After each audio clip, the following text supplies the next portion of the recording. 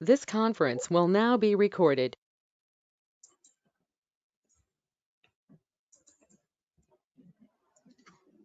So this is a third class of neoplasia. So we have finished competency in only one, that is 7.1, which is mentioned, which is there in your new curriculum. So all which is there in green color font, it is only the first competency which got over. So today we'll be dealing with the most important competency, that is molecular basis of cancer. So can you just tell me which are the fields in medicine which deals with oncology? Which are the two super specialty branch and one super specialty branch of pathology also which deals with cancer, only cancer? Yes, students.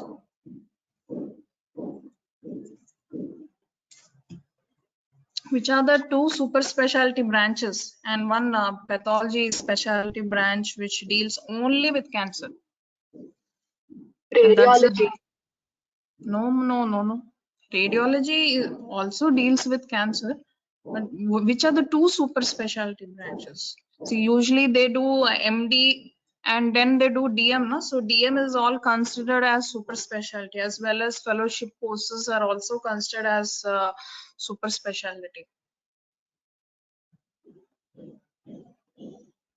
After doing MD, there's one more degree we attend. It's an onco physician and onco surgeon. So after doing MD surgery, so they usually do onco surgery. It's a super specialty field, as well as even onco physicians also after doing MD medicine. So onco physicians, they deal only with treatment of cancer. So they are the ones who adjust the dosage, chemotherapy, drugs, and the management of the cancer patient. And even oncosurgeons, they are the one who operate all the cancer related cases. And in specialty, it is hemato-oncology. They only deal with leukemias and lymphomas, nothing more else. And there's one more called as oncopathology. Hematopathology and oncopathology, they are the two fellowship courses in field of pathology which deal only with cancers. So oncopathology is all solid cancers and hematopathology is all leukemias and lymphomas, blood related cancer. So these are the specialties which deal with cancer, and even genetics also. That's also a different field. So they do BSc, MSc and PhD genetics, or even pathologists can also take up a fellowship course in genetics, and we only study the cancer related genes. Because why genetics is coming up now, because when I was an MBBS student, we never had so much of importance to genetics at all. So we know that there are some genes on the chromosome, that's all, which encode for the protein. More than that, we were not exposed so much. But now it is very, very important, because all the therapeutic agents or the drugs, the medicines which are being designed, they target the genes which now which favors the tumor growth. So it's all molecular targeted therapy at the cellular level, finding out the root cause and stopping that at the level of the root, the level of the origin. So that's why this is a coming up field: onco pathology, hematopathology, genetics, onco surgery, and onco physician. Okay, so this is your second competency. So I'll be teaching in two classes, today and in tomorrow's class. So we'll start. So we'll always start with the basics. So you all know, you have been studying from your 10th standard. So we have chromosomes which are there in the nucleus, and you all know we have 46 chromosomes. 44 are autosomes and 2 are the sex chromosomes. So if there is any mutation means any change or damage to the structure of the gene or abnormal alteration in the structure of the gene. So that is called as a mutation. So mutations in the gene located in the autosomal chromosome, they're called as somatic mutations. Mutations in the gene located in the sex chromosome, they are called as germline mutation. Now inheritance. So you all know we have a pair of chromosome. So on the chromosomes, genes are present, and genes, we inherit one copy of gene from either of the parent or one allele. So copies are called as alleles. So an individual inherits two alleles, each from one of the parents. Now, if the two alleles encode for the same character, same phenotypic or a genotypic character, then that individual is said to be homozygous for that gene. For example, if this gene is encoding for the color of the hair, so both the genes encode for black color of the hair. So this has been inherited one from the either of the parents. So this copy of the gene came from the father, this copy of the gene came from the mother, and both the copies of the gene, they encode for the hair color, which is black. So that individual is said to be homozygous for that gene. Now, if the alleles are different, for example, if you take the eye color, now this allele or the copy of the gene encodes for the blue color of the retina, and this encodes for the brown color of the retina. So whichever is expressed in the child, so that copy of the gene is said to be dominant. So that individual, if he has two different copies of the same gene encoding for the same character, but the copies are different, then that individual is said to be heterozygous for the gene. So all this is just a revision for you. Now, next is telomere. I think you all know what is telomere. So this question came for you in biochemistry. Yes or no, for your final exam. So telomeres, they are short repeated nucleotide sequences which are present at the ends of the chromosomes. So what is the importance of telomere? It ensures a complete replication of the ends of the chromosome. It protects the ends as well as the whole of the chromosome from getting degraded, from getting damaged, or from preventing the chromosome to fuse with other chromosomes. So those are all the functions of the telomere. And the length of the telomere is maintained by addition of the nucleotide base by an enzyme called as telomerase enzyme. Now, what happens in the somatic cell? So as the somatic cell ages, so as the somatic cell undergoes subsequent cell division, what happens? The ends, a small section of the telomere is not duplicated in the subsequent chromosomes. Sorry, in the subsequent cell cycles, a small section of the telomere does not get duplicated, and the length of the telomere gets shortened and shortened in the daughter cells. Ultimately, what happens? There is no telomere in the subsequent daughter cells, and the chromosomal ends are no longer protected. So when they are no longer protected, what happens? There is degradation of the chromosomes. So if the chromosomes are degraded, the cell is not capable of cell division, so it exits from the cell cycle. So this happens only in the somatic cells. Why? Because in somatic cells, telomerase enzyme is not expressed. So that is the reason telomere is not duplicated. Whereas this telomerase enzyme is expressed in germ cells as well as in stem cells. So you all know what's the lifespan of red blood cells? It's 120 days. Okay, even platelets, it's around 3 to 7 days, and WBC is around 3 to 5 days. So after the time expires, the cells all die. Then how they regenerate? It's from the bone marrow. So bone marrow, all stem cells are present. You have the myeloblast, the lymphoblast, the megakaryocyte, the pronormoblast. They're all stem cells. So they continuously multiply to give rise to all these mature cells, RBC, WBC, and platelets. So why how they are multiplying? It's because of the telomerase enzyme, which is expressed in the stem cells as well as in germ cells, the sperms and the ova. But it is not expressed in the somatic cells, and that's why the somatic cells, after a certain time, they exit from the cell cycle as the person ages. If not, we all will be young throughout life. We all would have been mortals. Sorry, immortals. Now, why I'm talking about this telomere?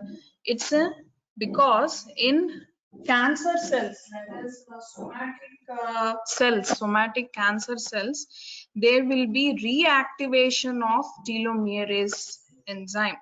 So what happens when this telomerase enzyme is reactivated, or whether it is overexpressed in the cancer somatic cells?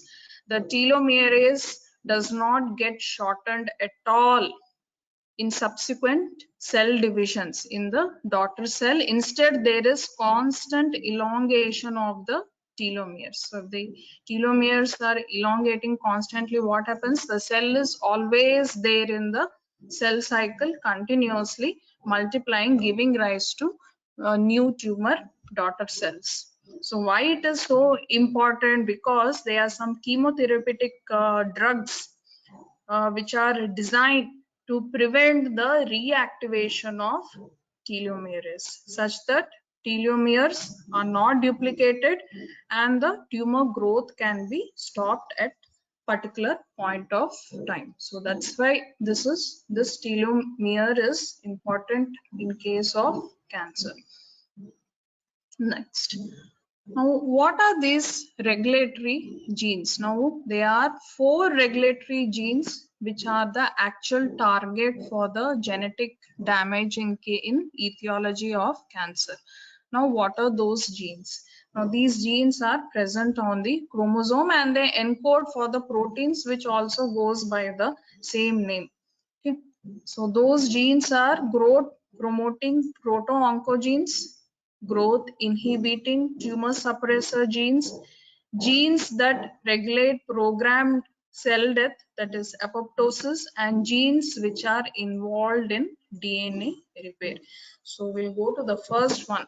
Now, what are these proto-oncogenes? Now, these genes which are present on the chromosome, so we get one copy of the gene from either of the parent. Okay. So they encode for the proteins which are involved in cell growth and proliferation. So what are those proteins? We have growth factor receptor, signal transduction protein, transcription factor, and cell regulatory protein, which are explained in the previous class. So when the growth factor binds to the receptor on the cell membrane, then only the receptor gets activated, and then the cell enters the cell cycle, following which there is activation of signal transducing proteins, which send the signals to the nucleus and activate the transcription factor and cell cycle protein or the regulatory protein which are involved in DNA transcription. So all these are the proto-oncoproteins. And the genes which encode all these proto-oncoproteins are proto-oncogenes. Okay. Now, for the gene to become abnormal, only one gene has to undergo mutation. Only there has to be a altered structural difference in only one copy of the gene for the cell to get transformed into a neoplastic cell. And if that gene gets expressed, that is the dominant mutant allele. So what kind of inheritance is this? If I'm telling only one gene gets expressed, which is abnormal in the offspring. Yes, it's an autosomal dominant kind of inheritance. So only one gene is sufficient, okay, for the cell to get altered into a neoplastic cell. One gene only has to undergo mutation. Now, so this I've already told you, if the mutant versions of this proto-oncogenes are called as oncogenes, and the genes which encode for this oncogenes which encode for the proteins, they are called as oncoproteins. So these genes, they do not obey the normal laws of growth controlling signals. Next, you have the tumor suppressor gene. So as the name suggests, suppressor, so they arrest the cell cycle and they prevent the cell growth.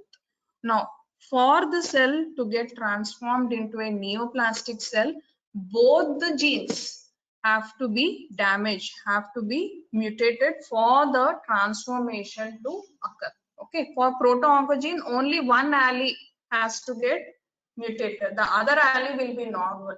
But for the tumor suppressor gene, both the copies of the gene has to be mutated for the transformation to occur. So the most important tumor suppressor gene is P53 gene. P stands for protein. Okay, so the gene encodes the protein which goes by the same name. Thank God. P53 protein it is called as. Okay, so P53 gene or the P53 protein, it's a tumor suppressor gene. So it causes the cell cycle arrest and inhibits the cell growth. So for every negative feedback, there is always a positive feedback and vice versa.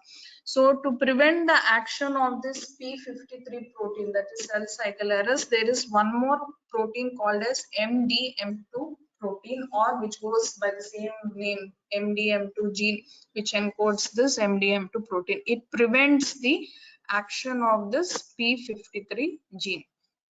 So MDM2, it's a proto-oncogene, okay, because it's preventing the action of P53, that is cell cycle arrest. So MDM2 promotes the cell cycle, whereas P53, it causes cell cycle arrest. You just remember these two things because it will be coming in the next slides. Next, apoptotic gene, the third one. So they regulate the programmed cell death. So you already know the Bax apoptotic gene, which regulates the programmed cell death. So when the DNA of the cell is damaged, so first thing what happens is that there has to be an activation of P53 gene.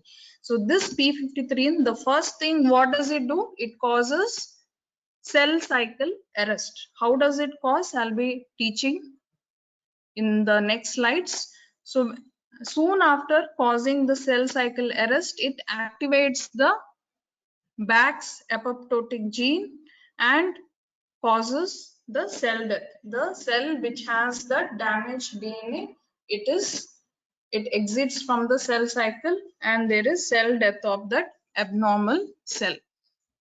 Now, if there is mutation in the P53 gene, if both the alleles are damaged, then what happens? There is no activation of P53 gene, there is no cell cycle arrest, no activation of the Bax gene, and this abnormal and the cell with that abnormal DNA does not die. Okay, so that is about the apoptotic gene. So I told you for every positive or a negative feedback, again we have a negative and a positive feedback. So the Bax protein is inactivated by another protein which is called as BCL2 protein, which is encoded by the gene which goes by the same name, BCL2 gene. So it's an anti-apoptotic gene. So BCL2, it's not a, is it a tumor suppressor gene or it is a proto-oncogene? Where you want to keep it? It is a proto-oncogene. So it favors the growth, favors the cell cycle. Okay, whereas BAX, you can keep it under, okay, it's an apoptotic gene also. It prevents the cell cycle arrest by causing the death of the cell. So there are some new names you will be coming across. Just remember the names of these genes while I'm teaching now in other slides. So next, last set of gene, that is the fourth set of gene, are the DNA repair gene. So all these are the DNA repair gene, BRCA1 and 2, GAD45, mismatched repair gene, nucleotide excision repair gene, recombination repair gene.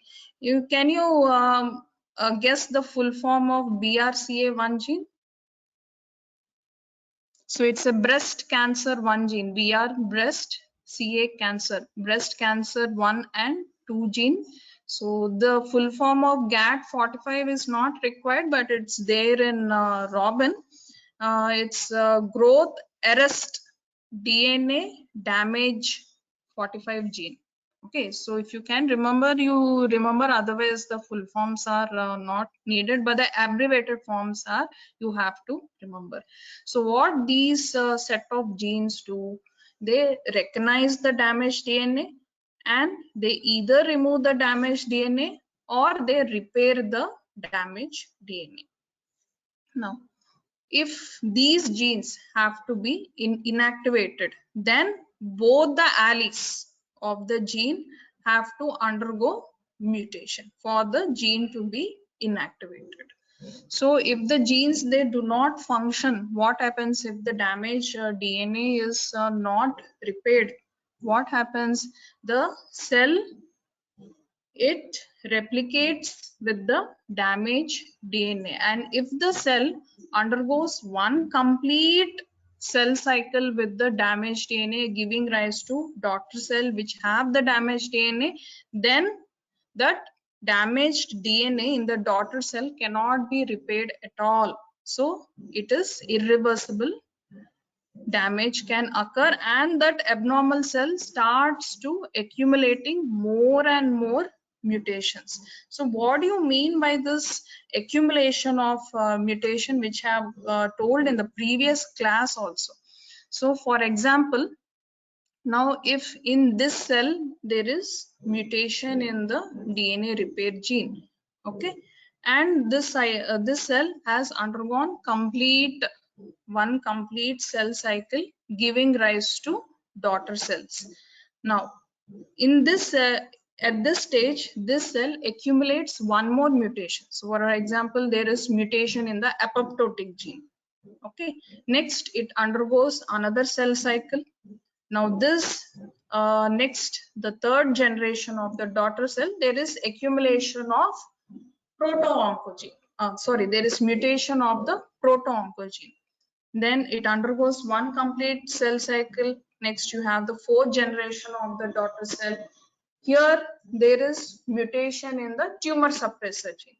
So this cell, which has accumulated mutation in the subsequent cell cycle, that is mutation in the DNA repair gene, mutation in the apoptotic gene, mutation in the proto-oncogene, mutation in the tumor suppressor gene. When it has accumulated mutations in this subsequent gene, then this cell becomes a malignant cell. So it does not occur in the first stage. Okay, so it occurs in the subsequent stages.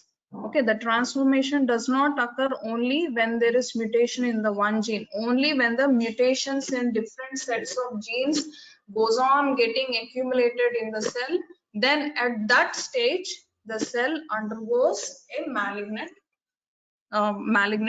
transformation. That's why carcinogenesis, it's not a single step process, it's a multi-step process which is due to the accumulation of genetic mutations. Okay.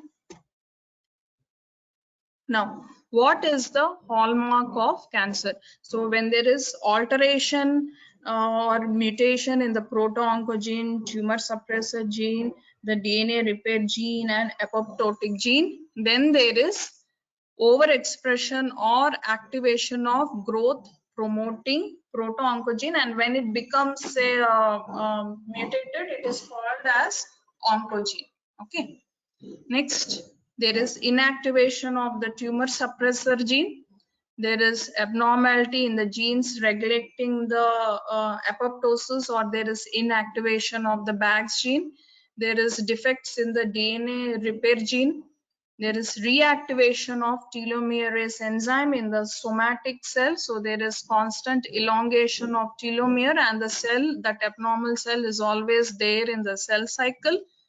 Now, to nourish the tumor cells, there is constant angiogenesis, that is continuous formation of new capillaries around the tumor cell, which is facilitated by vascular endothelial growth factor. So this favors angiogenesis to nourish the tumor cells, and these tumor cells, they escape from the host immune defense mechanism, and when the tumor cells gives rise to a mass of tissue, and that mass of tissue, when it increases in size, it can be it's capable of invading into the surrounding tissue or to a distant site, that is metastasis.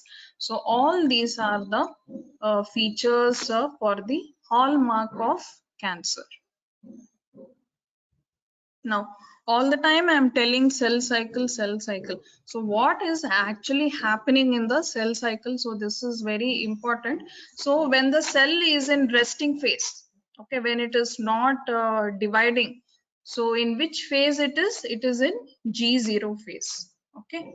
Now, when the growth factors comes and attaches to the growth factor receptor, then what happens? The cell enters the cell cycle in G1 phase. So you have the cell cycle, you have the G1 phase, S phase, G2 phase, and M phase. So this is the cell cycle. So first stage is it enters the G1 phase, where synthesis of protein starts to occur and the cell prepares for the cell growth.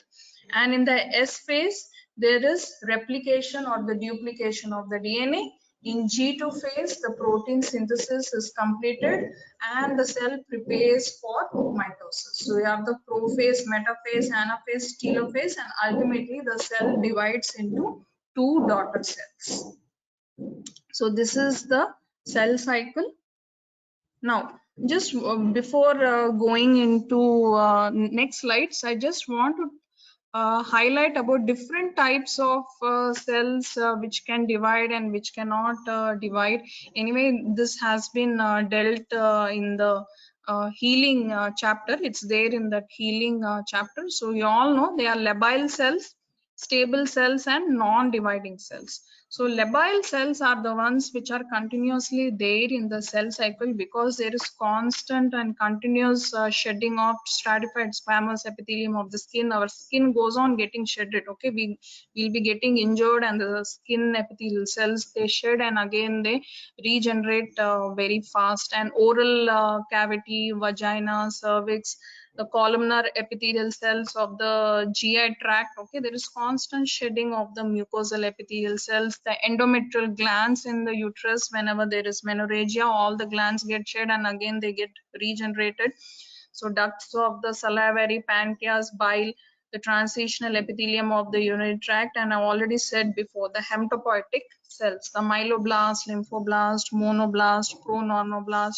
So there is high replicating capacity of these cells because of the constant shedding of the cells and constant replacing the cells which have been shedded. So they are the labile cells. Now, what are these stable cells? They are never in, always not there in the cell cycle. Okay, whenever there is damage to the hepatocytes or the parenchymal cells of the kidney, pancreas, and mesenchymal cells like fibroblast, smooth muscle cells, and endothelial cells. So whenever there is damage, then the cell enters the cell cycle and divides into the two daughter cells. So they are the stable cells. They have very low replicating capacity, whereas labile cells have very high replicating capacity. Now, in contrast, you have the neuron, skeletal, and cardiac muscles. So once the cells are damaged, they are damaged for lifetime. So they are not regenerated at all. So they are non-dividing cells. They are never there in the cell cycle. Only in the embryonic stage they divide. Okay.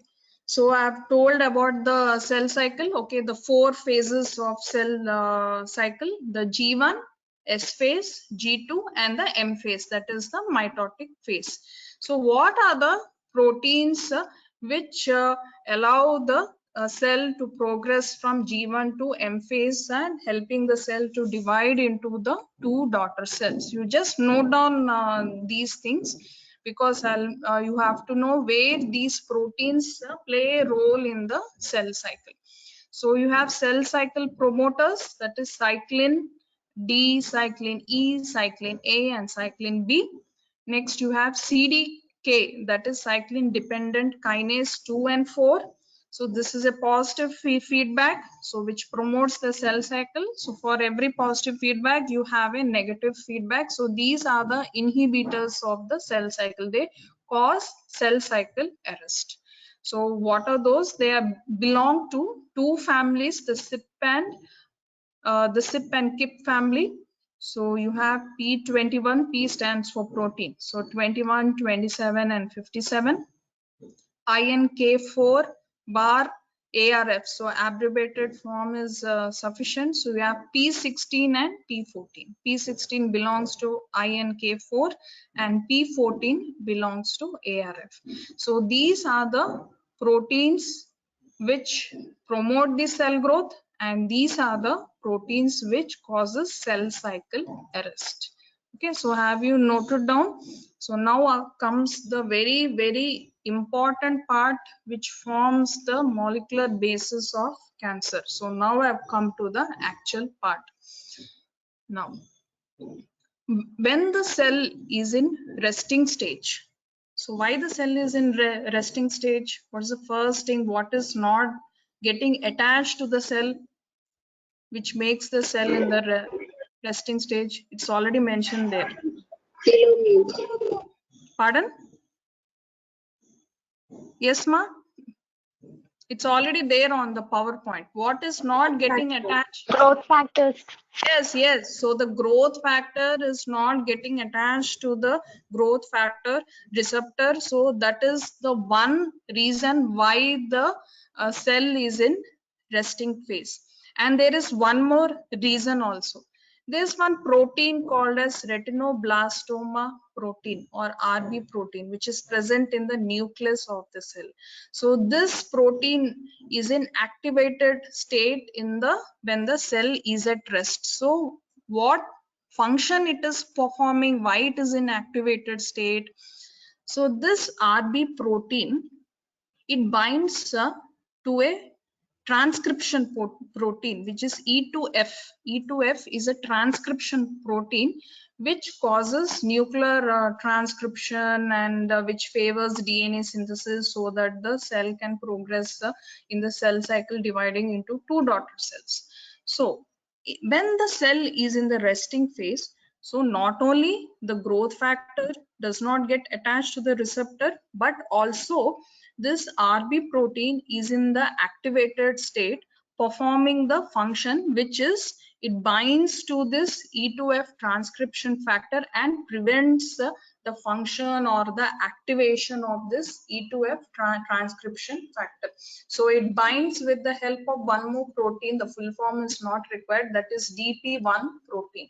And the binding is facilitated by enzyme called as histone deacetylase enzyme. So this enzyme binds the RB protein to E2F transcription factor along with DP1 protein. Okay, so that's why the cell is in the resting phase, because of these two factors, absence of growth factor and the activated state of retinoblastoma protein. Now, as soon as the growth factor attaches to the growth factor receptor and there is activation, what happens? The cell immediately goes into G1 phase. It proceeds to G1 phase of the cell cycle, and as soon as it proceeds to the G1 phase, I told you the protein synthesis starts to occur. So what's those proteins? So there is increased transcription of cyclin D protein. I told you it's a cell cycle protein, as well as increased transcription or synthesis of cyclin E protein. So this cyclin D, it forms a complex with cyclin dependent kinase 4. So I told you, just note on where this alphabet and where this number comes. So this complex, what does it do? It causes inactivation of retinoblastoma protein. That means in activated state, retinoblastoma protein is hypophosphorylated.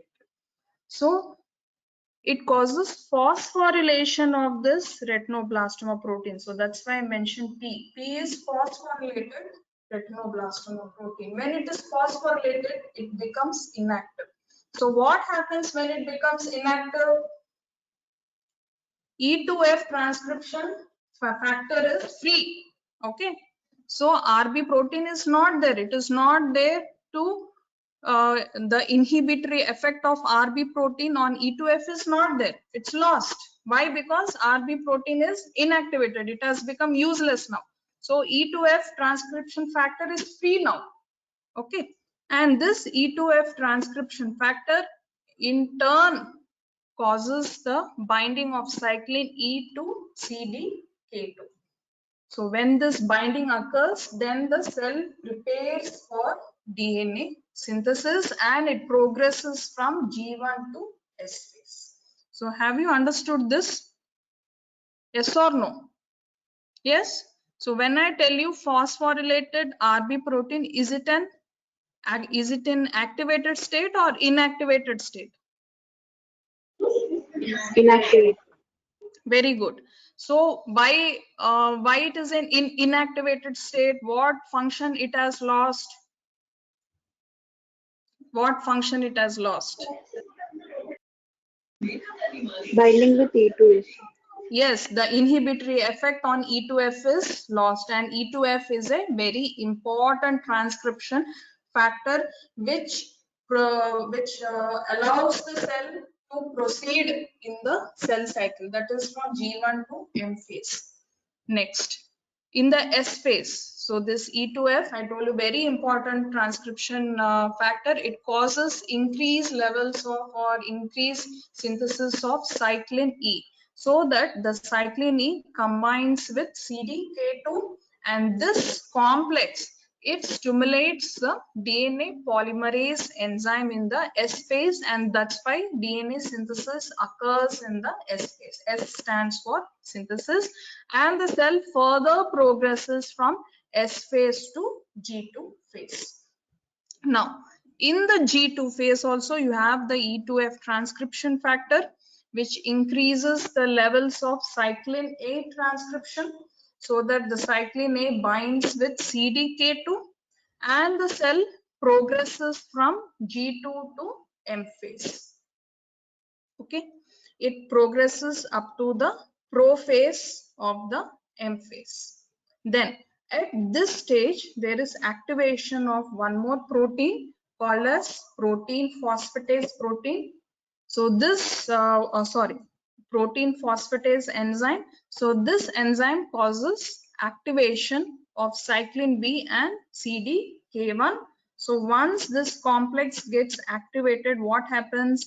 There is the nuclear envelope breaks up and mitosis is initiated, and the cell progresses from two meta, ana, and telophase, ultimately dividing into two daughter cells. Now, if two daughter cells are sufficient, no more cell divisions are required, then what happens? There will be inactivation of this one. cyclin B and CDK1, and the cell exits from the cell cycle. If again growth factor comes and binds to those daughter cells, what happens? It enters again the G1 phase of the cell cycle. Okay, so this is all I'm talking about favoring cell cycle growth.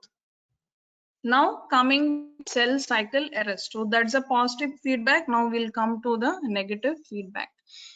So they are also called as cyclin dependent kinase inhibitor. Why? Because they inhibit the formation of cyclin to they inhibit the binding of cyclin or the formation of cyclin to CDK complexes. So you have two groups. So I've already mentioned there are two families here, the CYP and KIP family. So CYP, C stand for cyclin dependent kinase interacting protein and kinase inhibitor protein. So the full forms are not required at this stage. Okay, you can just remember CYP and KIP.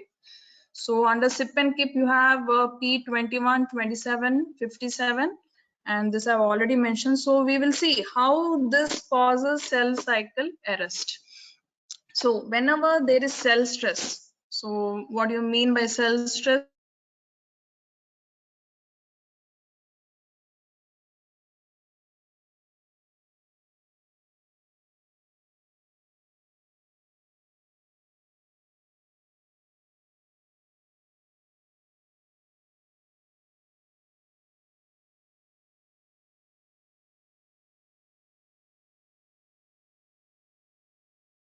Whether the cell is under the stress, it gets activated and in turn activates P21. So this P21, it binds to cyclin D and CDK4. So where does the cyclin D and CDK4 come? So here in the G1 phase, which causes inactivation of RB protein. So it binds to this complex, it inactivates this complex. So RB protein is not in the inactivated state, it's in activated state only, having an inhibitory control on E2F transcription factor. So there is cell cycle arrest at G1 phase. Okay. Next there is one more protein, so which is called as transforming growth factor beta. So this also can come under the tumor suppressor protein or the tumor suppressor gene. So this also has the same function of P53, and when there is cell stress, when there is DNA damage, it gets activated and in turn activates P27, which binds to cyclin E and CDK2, and it inactivates the complex so that the cell does not progress from G1 to S phase as well as from S to G2 phase. So this is how cell cycle arrest occurs. So you have here cyclin E and CDK2. It comes here. So it prevents, so when this complex gets inactivated, what happens? There is no stimulation of DNA polymerase, DNA synthesis does not occur. So that's why there is cell cycle arrest at S phase. So it does not progress to G2. Now another group, that is INK and ARFs, we have P16 and P14. Now let us see how it prevents the cell growth. So P16, it inactivates the cyclin D and K4, and there is no inactivation of retinoblastoma protein. So there is cell cycle arrest at G1. So very easy. So P14, what does it do? It prevents, it inhibits the activity of MD, M2 by causing degradation of this protein. So if this protein is degraded, what happens? The P53 levels are increased. So in the previous slide, I told you, please remember this P53 and MD, M2. Okay, so P53 is a tumor suppressor gene which causes cell cycle arrest. So to prevent the action of P53, you have MD, M2. So it's a proto-oncogene which favors the cell growth. So this P14, what does it do? It causes degradation of this proto-oncogene MDM2. So by doing so, the P53 levels are increased, which can cause cell cycle arrest. So it is same thing again and again I'm telling, keeping the topic in mind. Okay, in different versions I'm telling, but it's the same thing. So this is about the P53. So when the cell is under stress, hypoxia, or when there is damage to the DNA, what happens? This P53 gets activated and it quickly binds to DNA and it triggers three pathways. First is it causes cell cycle arrest by activating P21. Next, what does it do? It activates the DNA repair gene, that is GAD45 gene. So I have told you growth arrest DNA damage gene. So this DNA repair gene, it repairs the damaged DNA. If the damaged DNA is not repaired, then what does this P53 gene do? It quickly activates the Bax apoptotic gene. So there is a programmed cell death of that abnormal cell. So what happens when both the alleles of P53 gene undergo mutation? There is inactivation of the P53 protein or the P53 gene. So there is no cell cycle arrest, no DNA repair gene come into play. There is no activation of the Bax apoptotic gene. So what happens? The cell goes on, is there in the cell cycle with that abnormal DNA and goes on multiplying, giving rise to a mass of abnormal tissue. So I've told you in the beginning, they are checkpoints. There are two checkpoints. So one checkpoint is at the G1 and S phase. The other checkpoint is at the G2 and M phase. So what these checkpoints do? They ensure that the DNA is normal. If there is any damage to the DNA, they see that the damaged DNA has been repaired. So at G1 S phase, when there is damage to the DNA, so there is activation of P53 which activates the P21 causing cell cycle arrest at G1. Then when the cell cycle arrest occurs, P53 activates the DNA repair gene and they repair the damaged DNA. So that's what happens at G1 and S phase, the first checkpoint. Now what happens at the second checkpoint? So this is a very important checkpoint because it ensures complete replication of the normal DNA and it checks whether the cell is fit to undergo mitosis. Okay, so at this stage, when there is DNA damage because of ionizing radiation. So when at this stage, when this pathology occurs, so what happens? There's one protein called as ATM protein. So this is the full form. If you can remember, you remember. Otherwise, the abbreviated form is also okay. So this ATM protein at this phase, it's a sensor protein. It senses the breaks in the double-stranded DNA. As soon as it senses, again the same old thing happens. It activates the P53 protein. So and also it causes inactivation of protein phosphatase. So there is this complex is inactivated, cyclin B and CDK1 complex, which comes in the last G2 phase. So when this complex gets inactivated, there is cell cycle arrest at G2 and M phase. And then P53 then activates the DNA repair gene and it repairs the damaged DNA, or if it does not get repaired, it causes apoptosis of the cell at this phase. So that is the summary of today's class. So you know, first, what did you know today? That carcinogenesis is a multi-step process. Okay, when the cell has one gene which has undergone mutation, that cell does not immediately get transformed into a malignant cell. So in subsequent divisions, when there is accumulation of the genes, when there is mutations in the proto-oncogene in the first, in the second cycle, in the third cycle mutation in the DNA repair gene, in the fourth cycle mutation in the tumor suppressor gene, only at that stage the cell is capable of getting transformed into a malignant cell. So it's a multi-step process with the accumulation of genetic mutation.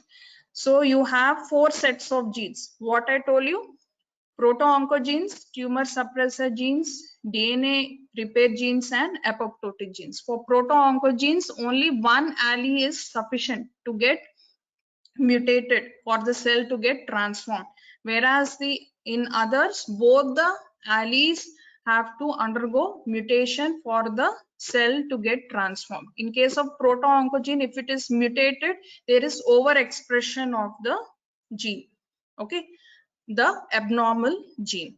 And when the other 3 genes are abnormal, there will be inactivation of those genes.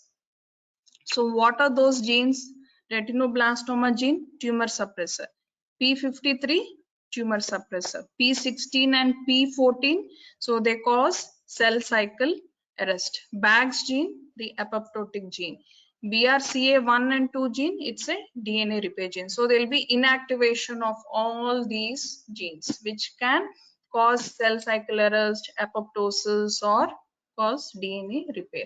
And there is overexpression of these proteins, that is BCL2 protein. BCL2 is an anti-apoptotic gene.